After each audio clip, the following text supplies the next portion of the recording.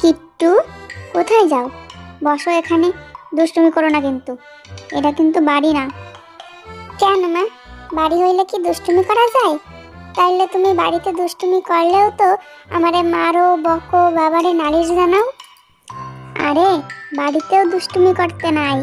বাড়িতে দুষ্টুমি করলে তো তোমারে মারতে পারি, বকতে পারি, ভয় দেখাইতে পারি, কিন্তু বাইরে তো তা হয় না, লোকে খারাপ কইবে। তাই কইছি এটা বাড়ি না। ও, তার মানে এখানে দুষ্টুমি করলে তুমি আমারে মারতে বকতে পারবা না, তাই তোমার এত জ্বালা, তাই না? তার মানে তুমি আমারে একা পাইয়ে আমার উপর অত্যাচার করো। আমি সবাইরে কব যে তুমি আমার উপরে অত্যাচার করো। না বাবা, আমি তোমারে তাই বুঝাই নাই।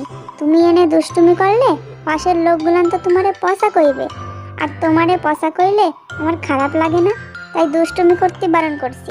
আর বাড়িতে তুমি তো বেশি দুষ্টুমি করো, যখন কথা শোনো না যখন, তখন তোমারে মারি বকি।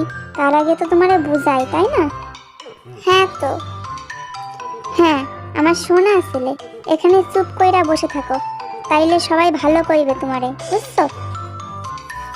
ঠিক আছে মা, বাড়িতে যখন অল্প দুষ্টুমি করাই যায়, তখন বাড়ি গিয়াই দুষ্টুমি করবানি। এখন চুপ করে থাকি। আমি তো তোমার বাধ্য ছেলে, তাই না মা? ঠিক আছে বাবা, তাই। এখন তো চুপ থাক। এই ছেলের যে কবে বুদ্ধি হবে, বুঝালাম কি আর ও বুঝলো কি।